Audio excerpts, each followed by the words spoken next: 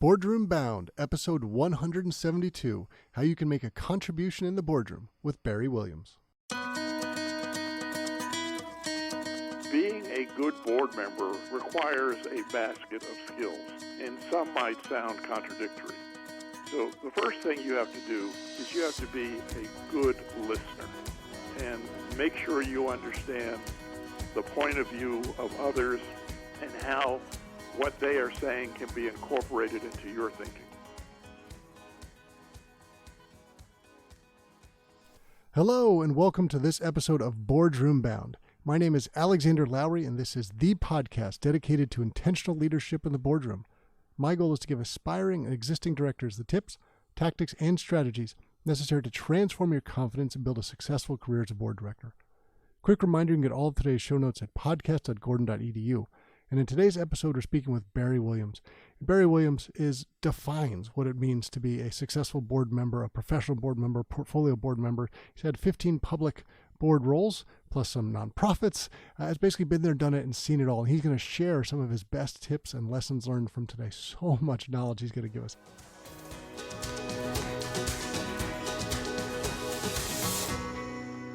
Before we jump into today's show, I'd like to share a message from our sponsor about board director education and certification. Want to join your first board or looking for additional board seat opportunities? In either scenario, be sure to be disciplined in your approach through the Becoming an Exceptional Board Director Candidate Education and Certification course. Get both the modern board director candidate packaging and modern board operations knowledge integrated with one program. Remember, the key to landing additional or your first board seat is in your packaging. Make the effort to do it right. Program graduates also receive their globally recognized International Board Director Competency designation upon course completion, available in one-on-one, group, or on-demand registration options. You can learn more at bit.ly, that's bit.ly/IBDC-D. So bit.ly/IBDC-D. And now, let's jump into the show.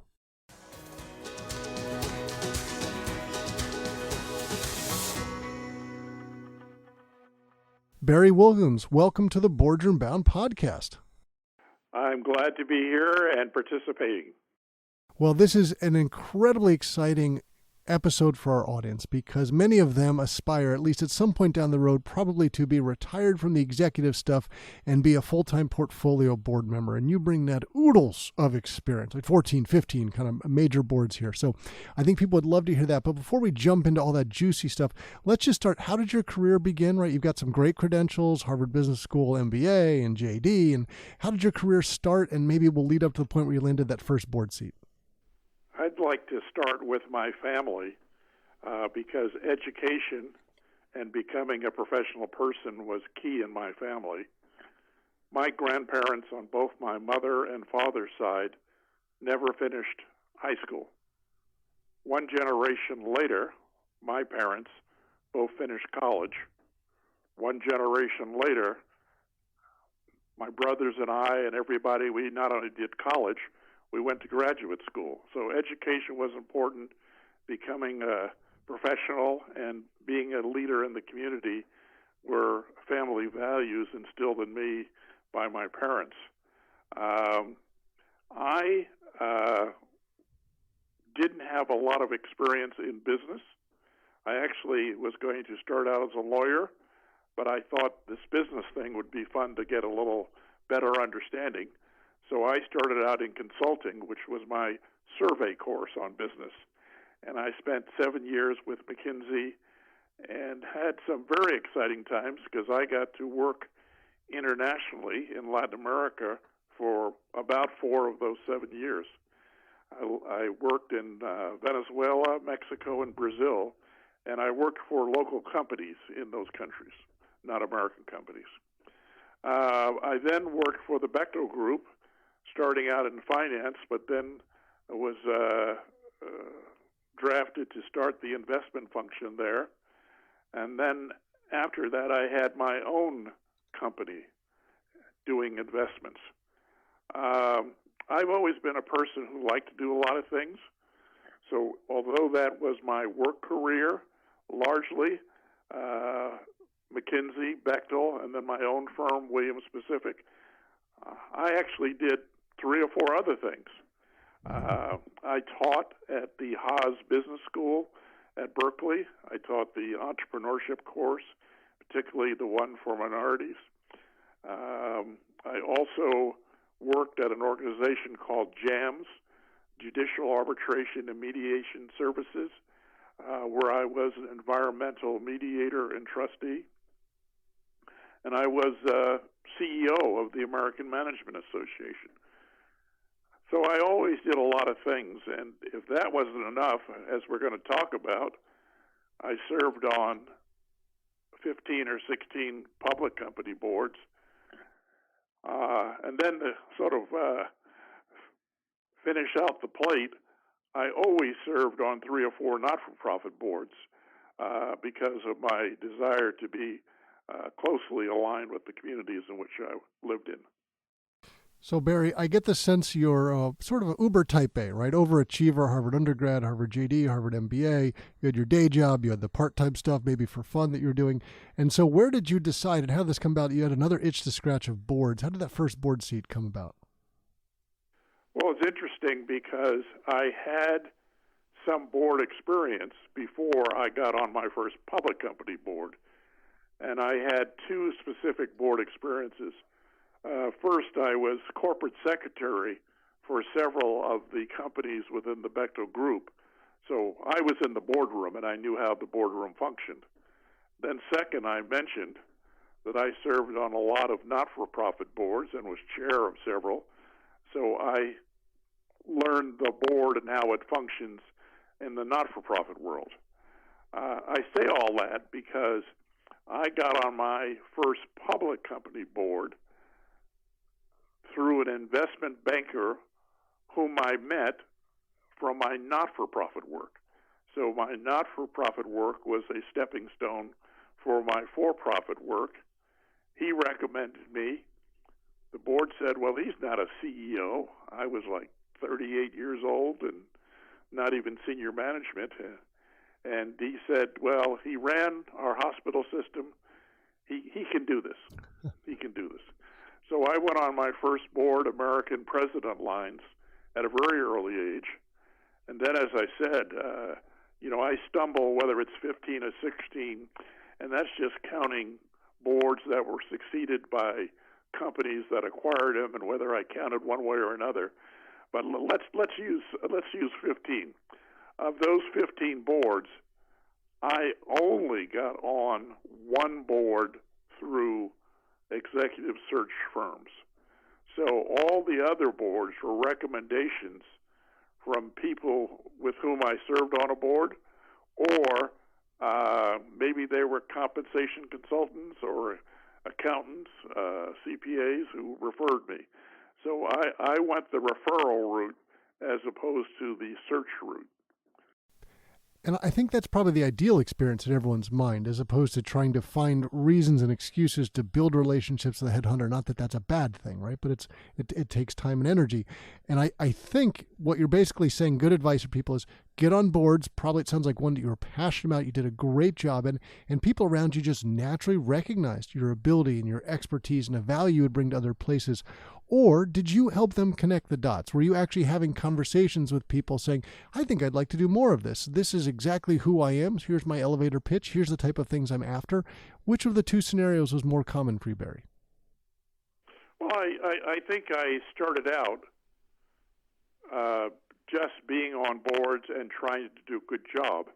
And then I liked the work so much, I let it be known that I wanted to do more of this and that I needed help because, no one's sitting around thinking about your being on another board. You have to make your case and see if you can get support, and that's happened for me.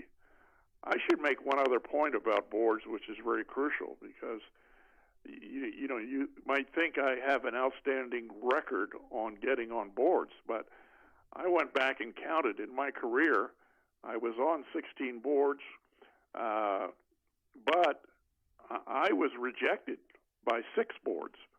Now, I don't know all the reasons, but, there's no one profile for all boards. And I say this to people, I hope there's a board for you, and keep trying. But some boards are not going to pick you. Others will.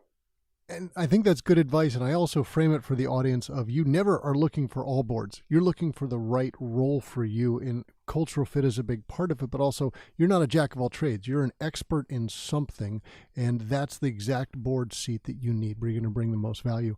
And Barry, I'd like to take this back a little bit earlier. You talked about some great experience that you had in the boardroom, right? Clearly being a corporate secretary gives, and you talked about for multiple opportunities within the Bechtel group. So you're in the space, you're seeing things that are happening, probably networking in some ways just by doing a good job. And some people when they're beginning this board journey go, I don't have any experience. How do I help people? And part of it is that you haven't been on board, but this is a good example. You were working in a board, you were helping a board, and then you had the nonprofit stuff on the side. You talked about the leadership roles you had there, which sort of rounds it out. So help people that are in their experience now, say in their executive career, who they might be reporting into boards or sitting in board meetings or advising them on different things. Help them think through how they can best use that experience they're having to reflect to other people like, look, I'm ready for the boards. I've been involved in the boardroom, even though I haven't had the official seat yet. Well, I always tell people that board service is attractive. It was attractive to me because I like working with highly competent people on very difficult issues and trying to come up with a solution. So I found it very attractive, and it fit with strategy work that we did at McKinsey and what have you. At the same time, the board is not for everybody, because if you're a person that absolutely has to have their own way on every issue, you will not survive in the boardroom. A board is a very collaborative animal, and you'll have to work in conjunction with people to get a common answer. So what I say to people, observe what's going on in the boardroom if you're in the boardroom. In particular, find out who is the thought leader in the boardroom. It's not always the person who speaks the most. It's not always the committee head. But you'll see there's someone, when that person talks, everybody listens. And that person can tell you a lot about how to get something done and overall the culture of the organization. So I really stress trying to figure out who the thought leader is and the culture of the board.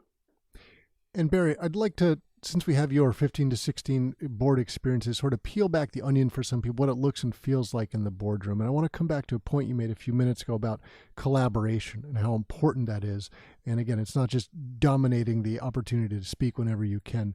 Help us understand what that looks like in a board space. Some people may have never been in the boardroom, and you get dropped in, maybe it's once a month, once a quarter, this high-functioning group of people who are all super successful and have to, give advice and guidance and strategy. Talk about collaboration in that group, what that looks and feels like. Well, as I said, you're not going to get anything done in a boardroom by yourself. You're going to have to identify and work with collaborators, and you're going to have to do work in between board meetings so that you have a group that has a common view of a particular issue.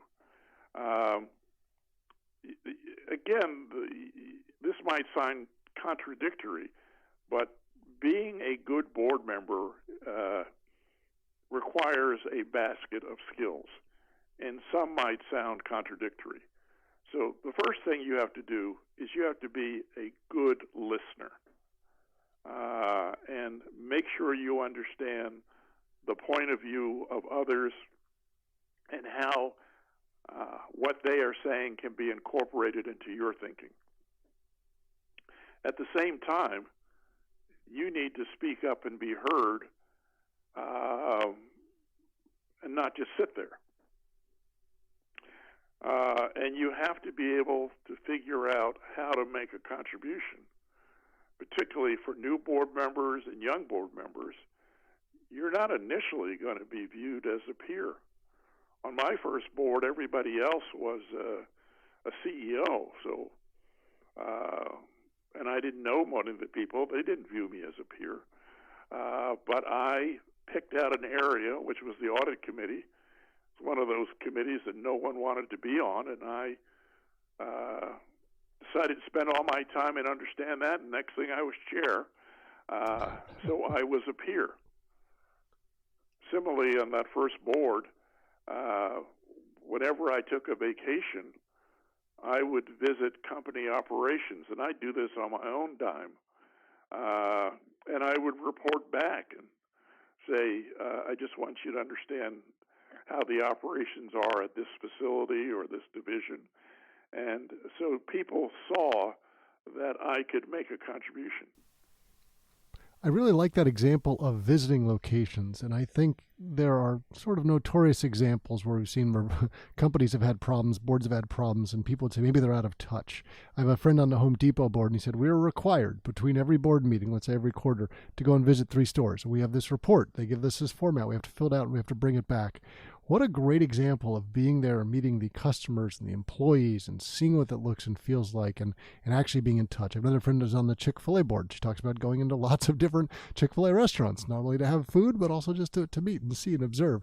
And it sounds like you've touched on something there. And I imagine, Barry, from these 15 different types of board, you've seen good, bad, and ugly of different approaches and sort of best practices and worst practices, all sorts of different things. And when you sort of give guidance to someone, because imagine someone trying to land their first board role, that due diligence can be really hard if you haven't done it before. What are some of the things you would hit on and say, and make sure you're looking for a board who does these kind of things, or maybe stay away from the ones who doesn't do these certain things? Well, you touched upon a couple of issues that I should say. I'd have to admit that the major criteria I had in joining the first boards I was on was that I was asked. I was delighted to be invited. But after a while, I developed criteria, and some of those criteria were that I just had to be in love with the industry. The company had to be a leader, could make a difference in the industry. And then finally, I had to believe in the CEO and the management team, because if you don't have faith in the CEO, or you're willing to change him, you won't get anything done.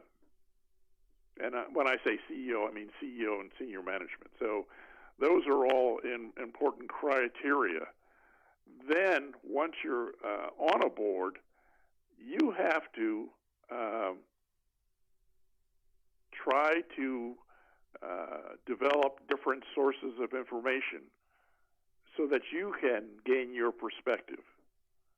I had a rule that when I went on a board, after 3 years, I had to have a specific point of view about the ongoing strategy. And so I would read analyst reports. I would try to figure out what the competition is doing, those things. I must say that I'll tell you one other interesting story. On one company, I became lead director. And I used to call up, before the meetings, I'd call up 3 or 4 directors, and I'd simply say, and these are the words I'd use, I say, why are you coming to the meeting? And they'd laugh. They'd say, what do you mean? I said, no, what do you want to get done?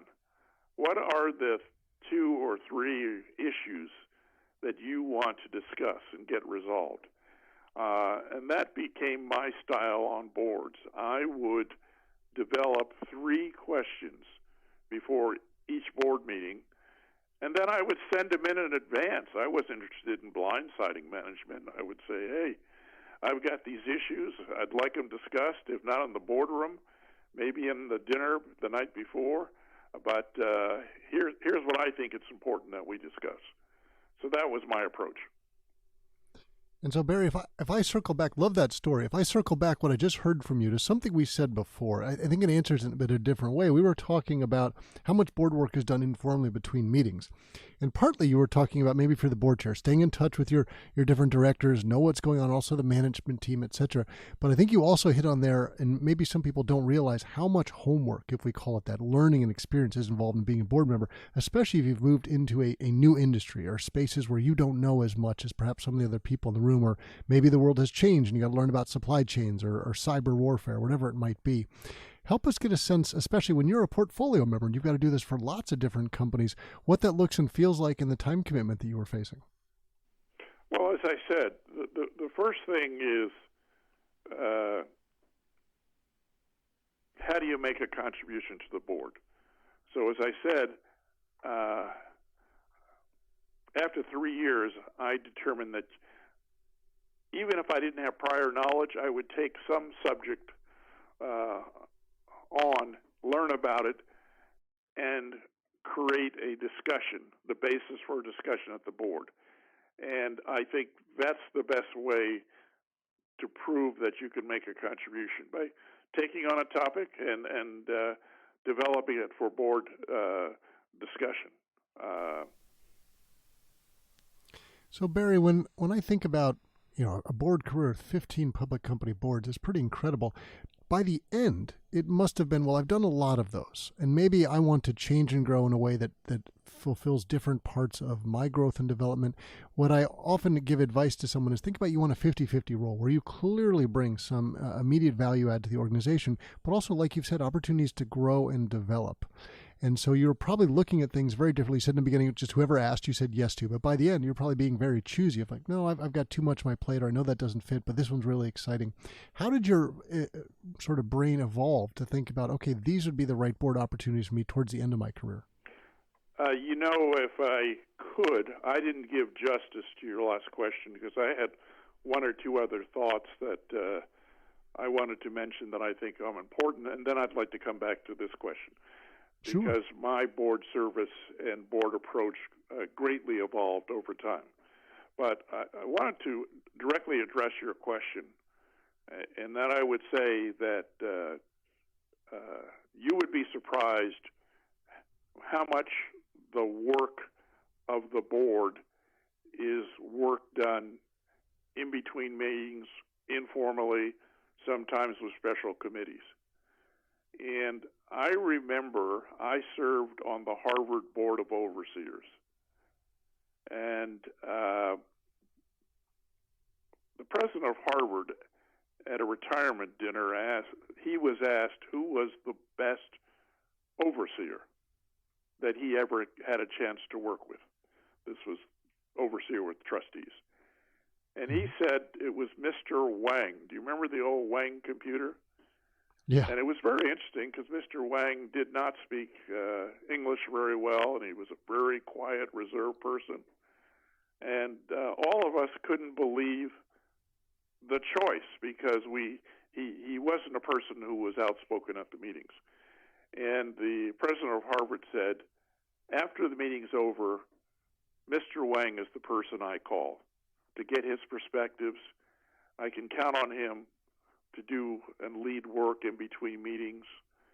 So that's when I learned about the work in between meetings.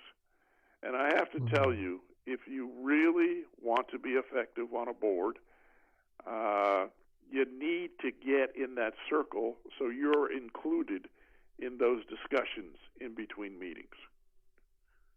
Now, let me get to your question, which I wanted to answer about how did my style evolve from serving on boards. I can think of several ways. First, I realized that the most important thing is to get a discussion going. And therefore, simply asking questions, even if you don't have an answer, became increasingly important to me. So I say that to people. You don't have to have an answer to bring up an issue in the boardroom, as long as you know how to frame a question. I would say the second thing that happened to me in sort of my style is I decided that my approach would be to be the person who raised the issue of competition. So management would give us their strategic plan, and I would say, all right, how does this differ from our competitors? I don't believe they're stupid. Why does our strategy work for us, and why does their strategy work for them? And I found that became my trademark of raising that type of discussion.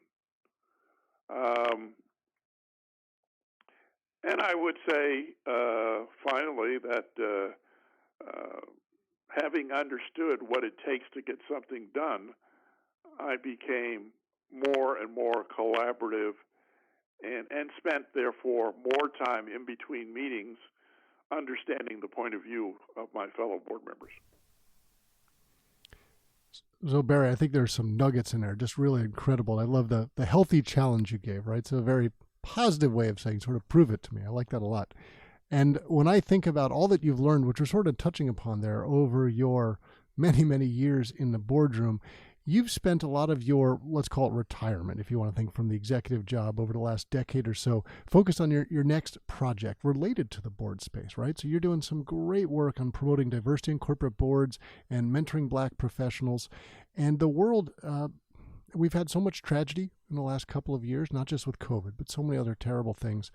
And one of those, I'm starting to be encouraged about the awakening we're seeing to diversity in the boardroom, but you've been working on this for a while. And I'd love to hear some of your thoughts about the obstacles that exist to increasing diversity in the boardroom, maybe specifically also to Blacks onto boards.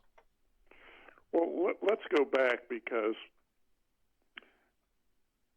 when I go through my boards in which I served, I was often the only Black. There were women, but other than women, I was the only Black. I was the only minority. I was often the first Black to have served on a given board. So when it came time for me to retire, and this was actually a couple of years before I retired, I said, how likely is it that I'm going to be replaced by another Black director? And there, good reasons not to be. For example, there are other skill sets that people are looking at and other backgrounds.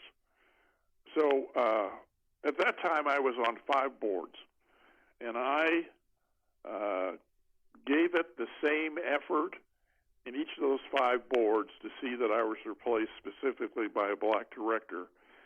And I wound up only being replaced by 2.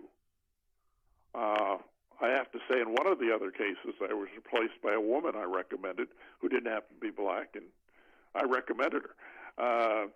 But it was a changing world, and it just wasn't a natural fact that the representation, the racial representation that we had achieved was just going to naturally continue. So that got me started on looking at the whole picture and the profile of Black representation on boards. And I remember there was, in particular, a Russell Reynolds study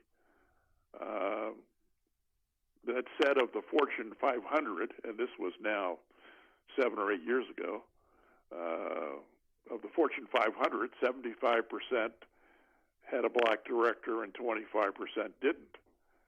So I'm out here in the Bay Area of California, Silicon Valley, and between Silicon Valley and San Francisco, we have a lot of companies. And I started going through proxy statements, came up with a study that said it was exactly the opposite out here, that only 24% of the major companies had a Black director. And then if you added in the tech companies, many of which were private or what have you, that number went even lower. And the surprising thing is we had a lot of Black directors living here, serving on boards outside of the area, and that whole thing raised a lot of questions. So fast forward, after doing that preliminary work, about 3 years ago, I did what I called the Time Capsule Project. And the only reason it's called that is I agreed to put the specific interviews in a time capsule for 5 years. But I did take the comments people made and put them in a study. And the most important thing about the Time Capsule Project was, and remember this is 3 years ago, was a sort of lukewarm outlook as to whether racial representation would increase on corporate boards. That there were lots of, again, competing skills that corporations were looking for. There were competing geographies. There were competing backgrounds. And so blacks were not necessarily going to increase. And then you had characters like myself. When I retired from like 5 boards in 2 or so years. So it was more than a matter of replacing me on one board. You had to replace me on 5 boards. So that leads to the work I'm doing now in retirement. And that is to focus on first identifying attractive racial board candidates, then getting them trained and getting them introduced to nomination and governance committees. And then the big project that I want to do now is, I mentioned the Time Capsule Project. That project involved 50 seasoned black corporate directors and their experiences on getting on boards and being on boards. I want to do another version of that, mainly because we know the world is different now. So the George Floyd and related events have put a big spotlight on diversity. Right. So there have been now corporations acting on their own, organizations with mandates on diversity. There have been big pronouncements to financial support. So there is a current moment of activity. I'm very cautious because, first, we have no way of really measuring the impact. I mean, I know there are more blacks getting on boards, but I don't have access to a methodology to really pinpoint was it the result of mandates and what's the exact number. So I would like, in now the post-George Floyd area, I'd like to go back and interview some directors, particularly younger directors who just got on the board, to see if their experiences are the same that we found in our Time Capsule Project. And then I'd like to visit and interview some of the more iconic black directors that I didn't do the first time around, mainly because I didn't know what I was doing. But I really feel bad that 2 of my mentors have passed, Vernon Jordan and Colin Powell, and I don't have their thoughts on paper. So I'd like to get some of the iconic black directors on paper and their thoughts about serving on boards. Well, Barry, it's been amazing hearing your journey from perhaps being viewed as, why is this guy in the boardroom next to us, to being an invaluable member of the 15 different public company boards you've had over time, And thank you for pulling back the onion and the curtain for us today to have people be able to peel away some of those layers, understand not only about being just a good board member, but your individual experience, right? And the circumstances that you overcame in order to do that. And I love the way you started this with your family and how you set an example to each generation for the next. I'm sure for the ones that got to follow from you, they've got some big steps that they've got to get over as well. But it was such a pleasure having you on the show today. And thank you for sharing your insights and helping all of us to be boardroom bound. I enjoyed participating, and I enjoyed the opportunity to pass the message on to the next generation that is going to carry on.